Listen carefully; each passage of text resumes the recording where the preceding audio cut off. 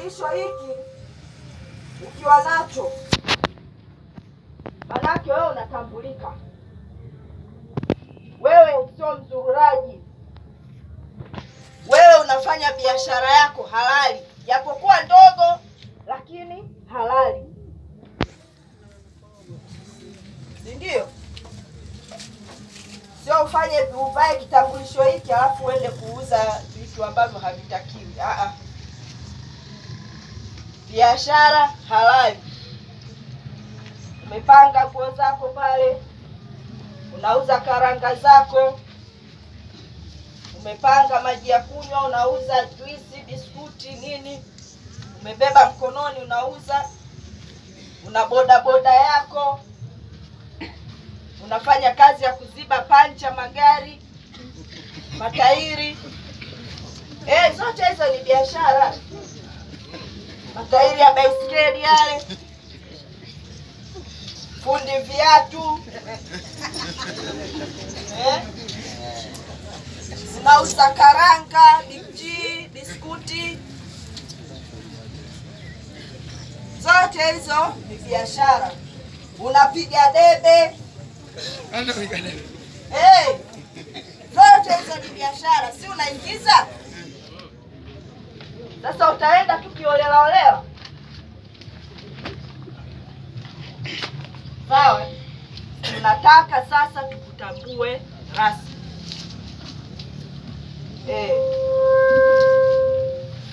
Orodha hii hapa. Unachoma mahindi, mamalishe, mkanga chipsi, unauza mboga, dagaa, samaki, miwa, pweza zile za wakati wa usiku stendi. Unauza vocha, unauza karanga, unaosha magari, fundi saa, fundi simu, unatembeza bidhaa za urembo, unauza kanda za video zile au CD au zile unachomeka kwenye memory card,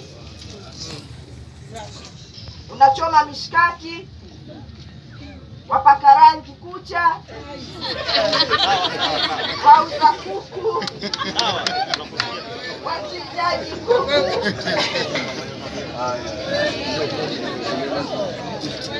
unauza kokoto au mchanga, unauza madawa ya mbu. Unajua kuna zile dawa ya mende kunguni. Sasa unauza madawa ya asili, vyombo vya ndani, fundi cherehani, unashona, unauza vyakula vilivyosindikwa, asali, unakodisha labda baiskeli au pikipiki, unauza matofali, una saluni zile za kina mama zile au za kina baba zile, wasusi, wauza mkaa na kuni, wauza maua au miche, madalali wasiokuwa na leseni, waganga wa jadi, wauza miogo na viazi, wauza pombe za kienyeji, wachuuzi wa samaki sokoni au bandarini, wachongaji au wauza vinyago wasiokuwa na leseni, mafundi seremala, wasukuma mikokoteni, na wengine wote ambao hamjatajwa huko. Nimejaribu kuorodhesha kwa kadri ya mazingira yetu yalivyo. Sasa nyinyi wote si mlikuwa mtambuliki jamani? Tuseme ukweli. Sasa serikali inawatambua. Na kukutambua kwake maana yake ni kwamba wewe ulikuwa haumo kabisa kwenye mfumo wa kulipa kodi. Maana kawaida mfanyabiashara yoyote lazima alipe kodi. Sasa ulikuwa haulipi, hauko kwenye huo mfumo. Kutokulipa kodi ni swala moja, lakini angalau kutambulika ni swala jingine na ni swala la muhimu sana. Yaani unafanya shughuli hutambuliki wewe, unaweza ukakosa fursa nyingine muhimu. Unaweza ukakosa taarifa nyingine muhimu kama mfanyabiashara. Ndio umuhimu wa hivi vitambulisho. Kwa kipindi kirefu sana wamachinga wamekuwa wakilia serikali imetusahau, serikali imetufanya hivi, serikali inatufanyia hivi. Serikali haituthamini. Sasa thamani iko hapa. Hii thamani tusitupe. Ukiwa na kitambulisho hiki utafanya biashara popote nchini bila kusumbuliwa. Utatoka hapa na kitambulisho chako, utakwenda kuuza karanga zako labda Moshi, Dar es Salaam, Twara, Lindi, Shinyanga, Morogoro, Singida, Dodoma na kadhalika. Wewe mradi uvae kitambulisho chako tu basi. Wewe ni mfanyabiashara halali, sio mzururaji. Kwa mimi nimekuja kuhamasisha mpate hivi vitambulisho. Kitambulisho hiki hatutogawa bure kwa sababu vimetengenezwa vina gharama. Gharama yake ni shilingi 20,000. Unaweza ukasema ni nyingi sana, lakini ukishakinunua hiki ndo basi. Utakaa nacho mwaka mzima, utafanya biashara zako kwa uhuru. Hakuna mtu wa TRA atakuja kukusumbua, hakuna mgambo atakuja kukusumbua, hakuna nani wa halmashauri atakayekuja kukusumbua.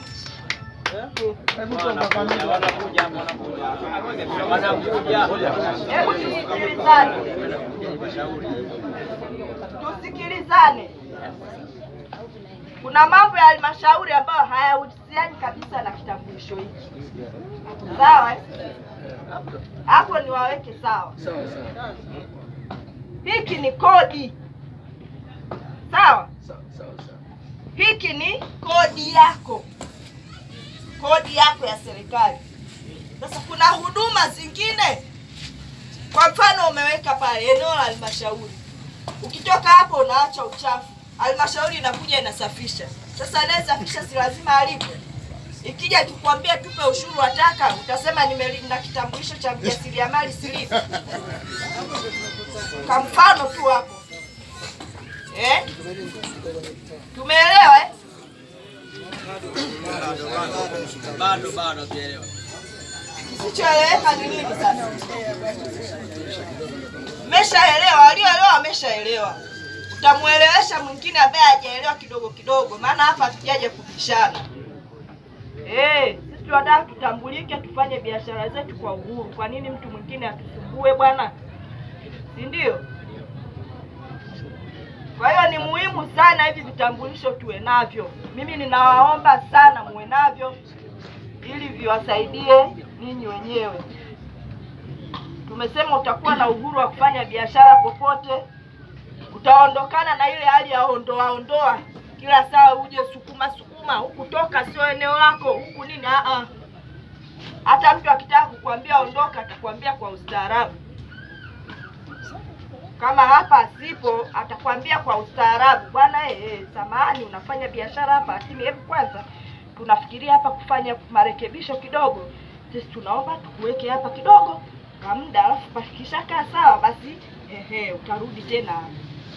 Mnazungumza kwa ustaarabu, yani hakuna kero. Na hata hivi vitambulisho tunagana Arabu. Hakuna buguza. Lakini sasa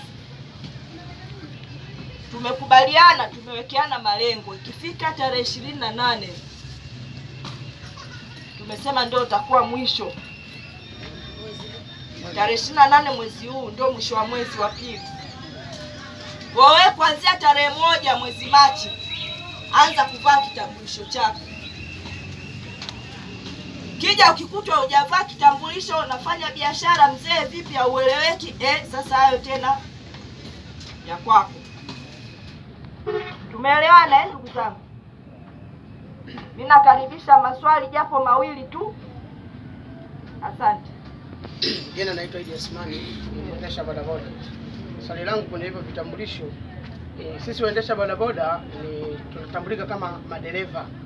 Lakini hivi vitambulisho vinaonyesha hiyo orodha watakiwa kuwa navyo. Bodaboda wamo, lakini wapo madereva wa magari hawapo. Sasa nataka ufafanuzi kwenye hilo kwamba hawa bodaboda wanakuwa wa machinga au madereva. Hapo nataka nijue. Bodaboda ni ya kwako au ni ya nani? Ya kwangu. Sasa wewe si mfanya biashara tayari hapo. Nikishakuwa mfanya biashara maana yake na TIN number na license.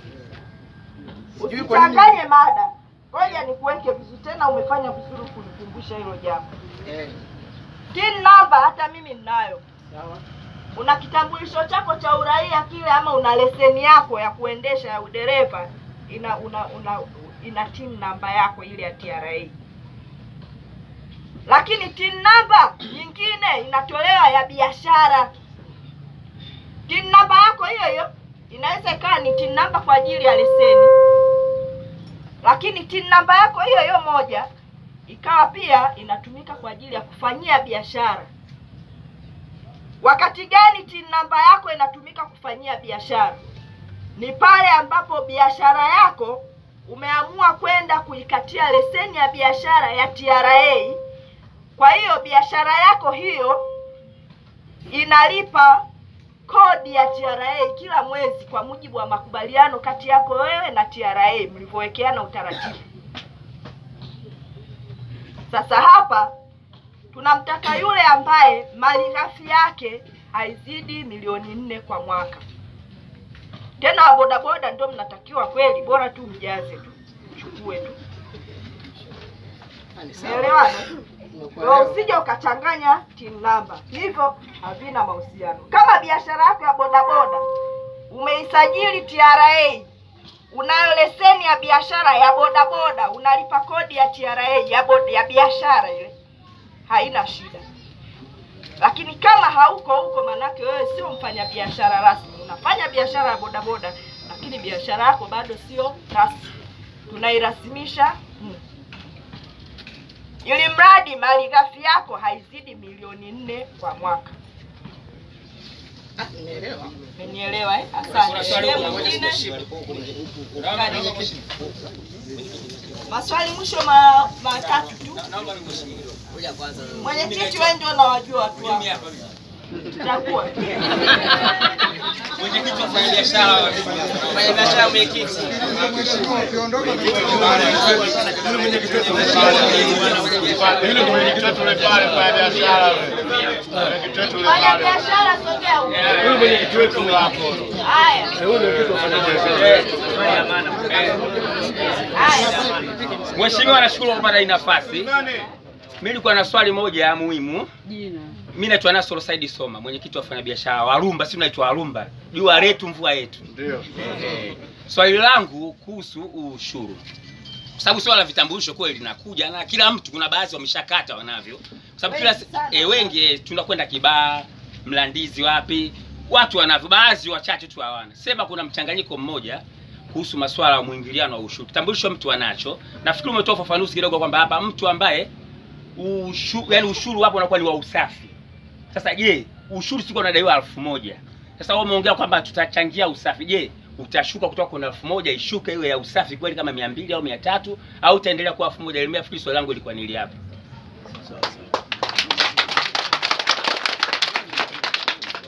Asante kwa swali zuri sana. Hii ni kodi. Tofautisha na ushuru wa huduma unaohudumiwa kwenye eneo lako. Umenielewa? Yaani sasa ameshakwambia anataka ushuru wa usafi. Maana yake ni kwamba anakuhudumia kwenye lile eneo lake. Sasa swala itashuka ama itapanda, hilo tunalipokea na diwani wako yupo, ataenda kulifikisha mahala husika kwenye vikao vyao ili waone namna watakavyofanya. Tunashukuru, tunaomba lifanywe kazi. Bado kidogo. Na mwisho jamani, wenzenu kule hata maswali wanaona napotezewa muda. Unaongea kule wanasema unatuchelewesha wewe tupe. Mheshimiwa, nashukuru sana kupata nafasi hii. Mimi swali langu ni moja. Anza na jina. Jina naitwa Daudi Charles. Wa wapi? Wa Kibaha. Swali langu ni hivi. Nafikiri Mheshimiwa Rais alivyotoa hivi vitambulisho tulisikia kwamba mjasiriamali yoyote atakapokipata hiki kitambulisho asitozwe gharama yoyote ile ya uendeshaji. Je, huo uendeshaji ni upi? Na nikasikia kuna kipengele alisema kwamba asitozwe ushuru akipeleka mbuzi, kuku, chochote atakachopeleka sokoni asilipe ushuru. Na huu ushuru tunalipa mara mbili. Kwa mfano uliosema wa usafi. Kuna ushuru unakuja wa shilingi 300 kwa ajili ya kufanya usafi. Kuna ushuru unaokuja wa halmashauri. Na ndio maana hivi watu wengi kama mimi niliyekata na wanaona ninasumbuliwa kuhusu huu ushuru wa halmashauri. Wanashindwa kufikata kwa sababu tunasumbuliwa ile adha mheshimiwa aliyosema usisumbuliwe. Je, huo ni usumbufu ni upi? Sasa nataka diwani aelezee.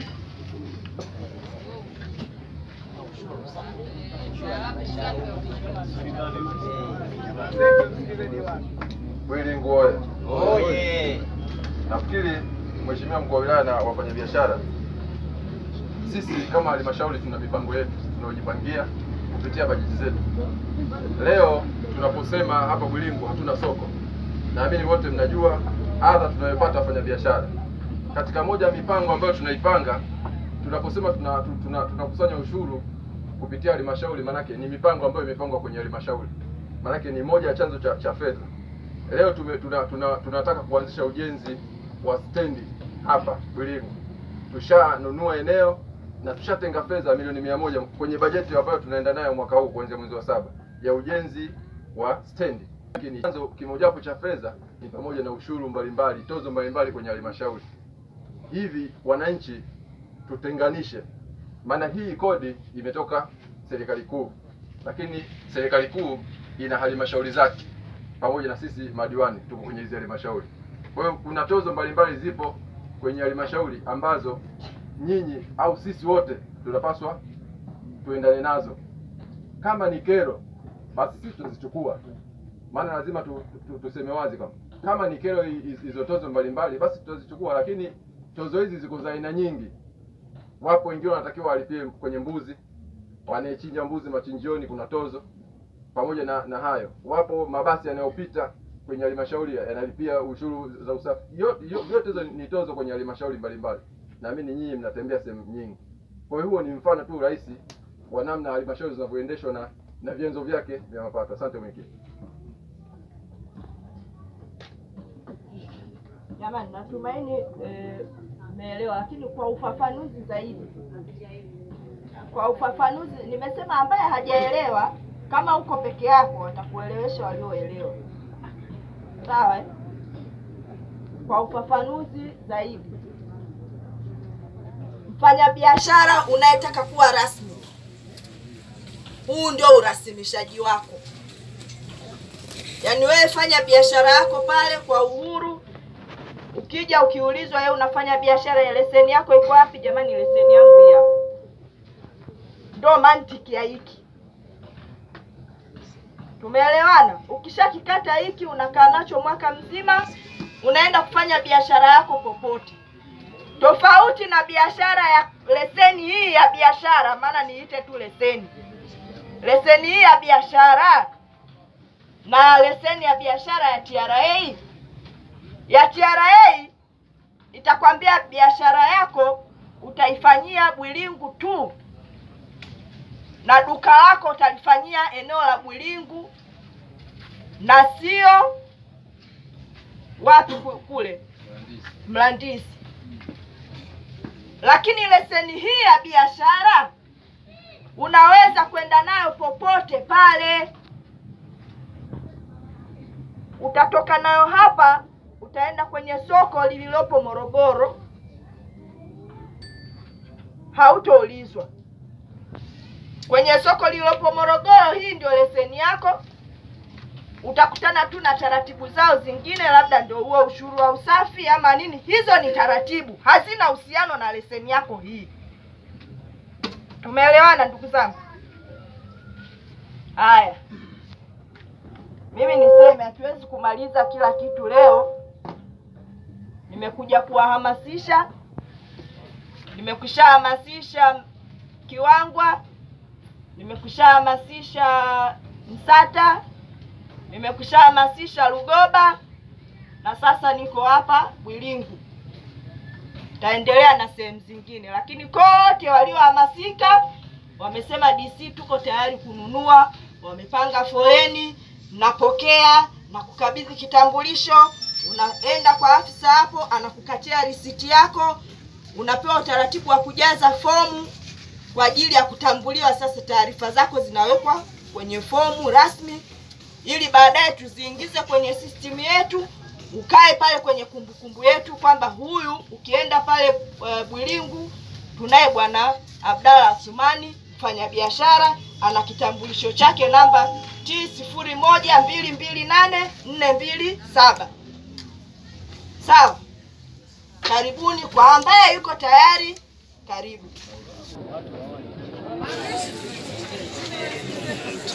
Kitambulisho kimoja kinauzwa shilingi 20,000.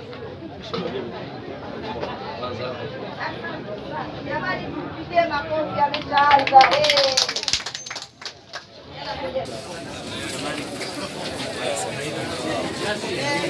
Kama hivi tumejua kuna mkutano, tunajua tunatangaziwa nini. Je, hiyo itaachwa kwenye ofisi au itaachwa? Bali itakatujua hilo.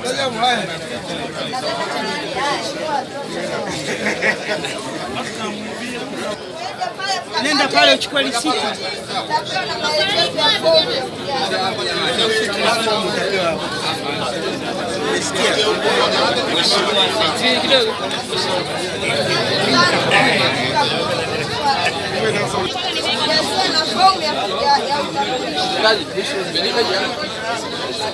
Haina shida.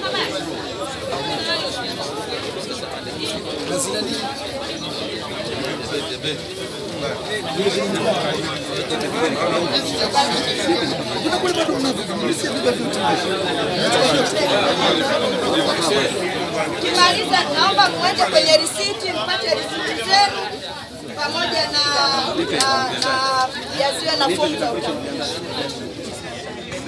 Mwenyekiti achukua vijana wako? Nataka wachukue vijana wako? Vijana wanachukua vijana wao tabu. Anaona kwenye foleni nataka kuchukua. Hivi hapa. Kwa jinsi hapa sasa hivi haina ubishi. Inabidi ubichukue tu.